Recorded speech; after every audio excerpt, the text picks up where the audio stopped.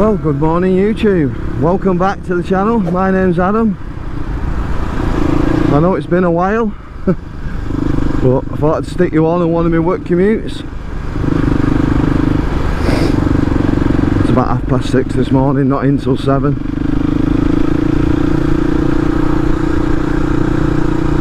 What a lovely day as well, what a lovely couple of days we've had. Got my mesh jacket on, nice getting that breeze through.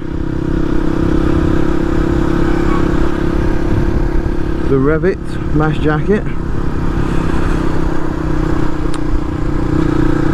So yeah, like I said, I've been away for a while, not uploaded anything since I think last year, maybe somewhere like something like October, November. I've still been doing a bit on the bikes, not a lot. Just not got down to doing any vlogging.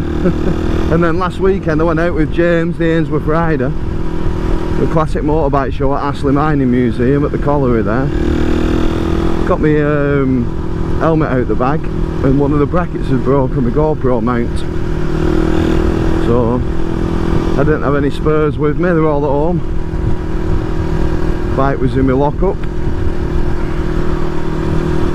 so that put pace to that. That was the end of that vlog before it had even started. But yeah, hopefully I'm going to start bringing a couple more videos to the channel. I'm off on holiday on August the 5th, and then the end of August, the bank holiday weekend, I'm hoping to go for a couple of days camping. Well, one night, but a couple of days riding in an overnight camp. Nice WR there.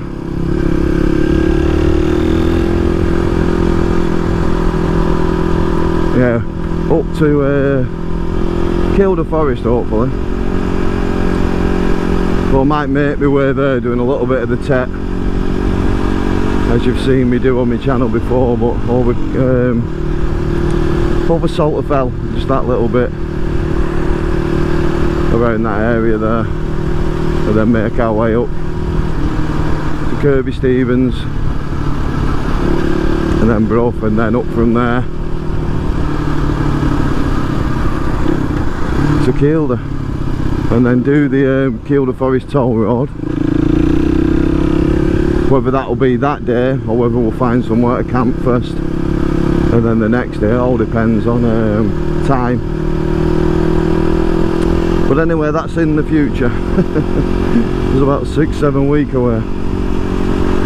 So for now we're just commuting to work. Anyone who doesn't know, I drive a class 1 HGV for Swains, and I have got a channel where I vlog that, so if you are interested in seeing what I do for a living and what I do when I'm not on the bike the majority of the time, get yourself over to HGV Westy. I'll stick a card up in the corner, but yeah, HGV Westy. Got quite a few videos on there that seem to get a lot of interest and quite a lot of views of what I do, and offloading into London, construction steel and things like that, and time lapses of the offloads with the tower cranes. So yeah, if that's your thing, get across there and watch that. People seem to enjoy it, like I said, but again it's been about, I don't know, maybe a couple of months since I put something on there, but I have got one ready to edit, so I'll get this little short video edited and then I promise I'll get on that one. Just finding the time, life gets in the way, doesn't it? Working away all week and getting home and obviously doing family stuff at the weekend. I've not had really much chance to get on the bikes, and when I have, I've just wanted to get out and ride and not really vlog.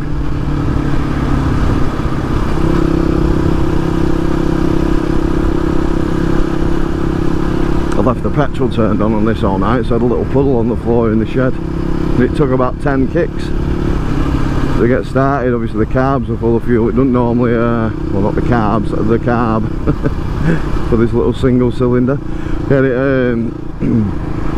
it's usually a couple of kicks, usually one kick once it's up and running, but when it's been put away, I mean, like when I went out with James last week, it'd been away for 2 month minimum, maybe more. Third kick and it was started. This morning it was 10, 11, 12 maybe. So it was definitely because I left the fuel tap on. Need to sort that out, but just the way it is, isn't it? It's an old bike, just turn it off, it won't leak. Simple.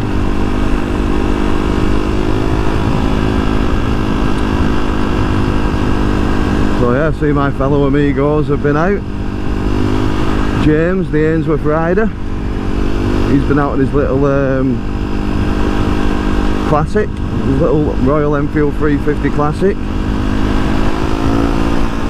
Seems to put quite a lot of vlogs up on that recently. Derek, after having the big GS stolen, got himself a little Scram 411 Royal Enfield. He's been putting videos up on that. Derek, that's Solo Motor UK. He's got another GS in the pipeline. I think he's bought it actually, he's just waiting. It should be next week, I think, mid-July, when he gets that. And our leader of the pack, the Morph. Morphy rides again, Adventures with Morph, whatever. Can't remember, sorry Morph. He's adventuring around the country in his caravan, so we might get something. I think he's back actually. We might get something over these next couple of weeks. I think we're supposed to be going. That might be bank holiday Monday. So I might have to change my camping dates around. Not missing out on fish and chips at, for the bike meet at St Anne's. Especially when James is paying for it.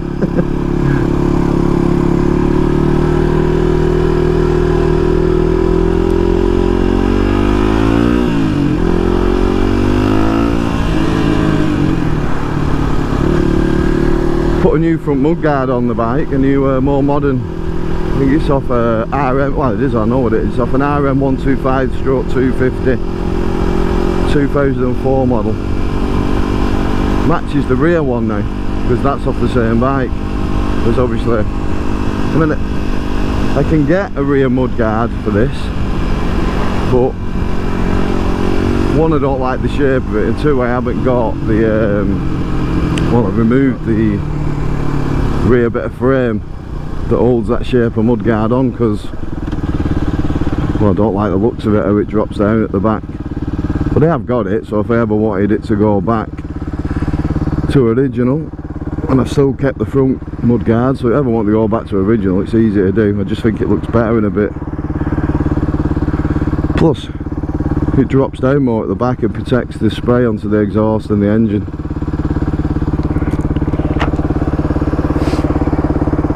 New seat cover on it. At some point I do want to give it a restoration, but not yet. Not when I'm using it for what I use it for, a bit of green laning and commuting.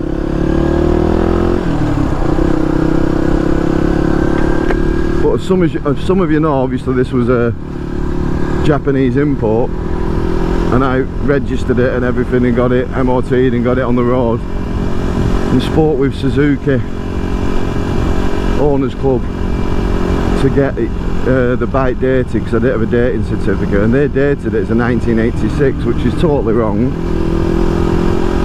It's a 91, you can tell by, well, the shape is different from an 86, plus it's got upside down forks and blah blah blah. Anyway, the good news on that obviously is when they're 40-year-old they become vintage, so they tax and MOT exempt. So that'll be 4 years, yeah, that'll be 4 years time for 4 more MOTs, and hopefully, because of how they've dated it, that's what'll happen.